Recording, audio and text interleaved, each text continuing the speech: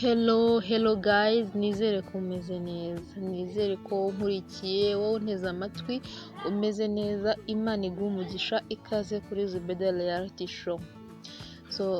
Kandi nkuko nkunda kubivuga kandi nzamura mbivuga, niyo waba utameze neza uyu munsi, nkuko nkunda kubikubwira, ibihe bibi n'ibyiza birasimburana kandi dufite Imana ireba, Imana ikora, ntukihebe cyangwa ngo wirwanire. Nifuje ko tuganira. Ndabyibuka bwa mbere tuganira kuri relationship, navuze uburyo umuntu ashobora kuba inshuti n'umwana kandi akiri muto. Bwa kabiri mvuga ukuntu wahana umwana kandi ntibikureho ubucuti mufitanye. Tubona ko igihano iyo gitanzwe mu rukundo ugashyira mu gaciro kandi ntigihindagurike, nyine ugahagarara ku ijambo, bigira umumaro. Ndagushimiye wowe ujya ubana nanjye ukankurikira. Niba warebye ibiganiro, Imana iguha umugisha. Uyu munsi rero nifuje ko tuganira nk'ababyeyi. Kuba mvuze nk'ababyeyi ntibikuyeho ko wowe utarabyara utabyumva, sibyo? Okay, maybe urabiteganya cyangwa se nawe hari abana bari mu nshingano zawe, uretse ko numva ko umuntu yagoye gufata umwana wese nk'uwo. Ubwo ndabwira buri muntu ufite indangagaciro za kibyeyi kandi za kimuntu. Rero tugiye kurebera hamwe amwe mu makosa abantu benshi bafite kurera mu nshingano bakunze gukora. Uko warezwe bishobora kugira ingaruka zikomeye ku kuntu uhana cyangwa urera abana bawe.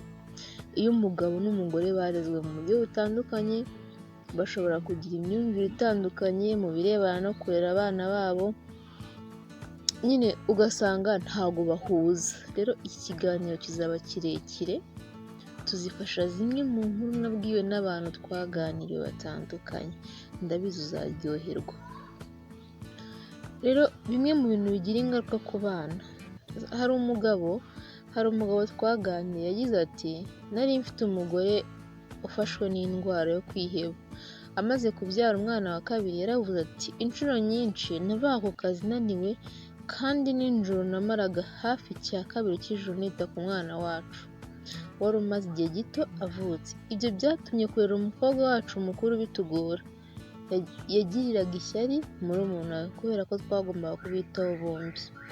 Akenshi rero iyo ababyeyi mu bana bafite hari abo bitaho kurusha abandi, akenshi bibyara ishyari bigatuma abana bakura badakundana, cyangwa akenshi ugasanga umubyeyi avuga ati, have wikora ku bikinisho by'umwana, ibyo biryo ni iby'umwana, izo mbuto ibiki, nyine ugasanga n'ibindi byinshi namwe muzi.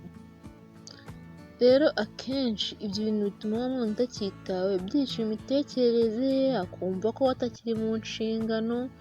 Ibyo bigira ingaruka cyane kuri uwo mwana, hahandi atangira kwiga imico itandukanye, nawe nyine akikavaringa, akaziba icyuho aterwa no kutitabwaho. Niba ufite abantu cyangwa abana mu nshingano, jya ugerageza wirinde ukora uko ushoboye, buri umwe aboneka akunzwe, kuko birangiza kandi bigira ingaruka mu muryango. Niba wumvishe iryo kosa wajya kurikora, abeg dear parent, ndagusabye uhindure. Niba wifuza kuzabona ejo hazaza h'abana bawe ari heza, bakundana, kandi akenshi hari ukuntu mu buryo ababyeyi tureramo abana usanga abana dukunda kuvuga ngo dore mbese, ngo dore uko bameze, kandi ugasanga imwe mu myitwarire y'abana bafite yatewe n'uburyo twebwe twabarezemo.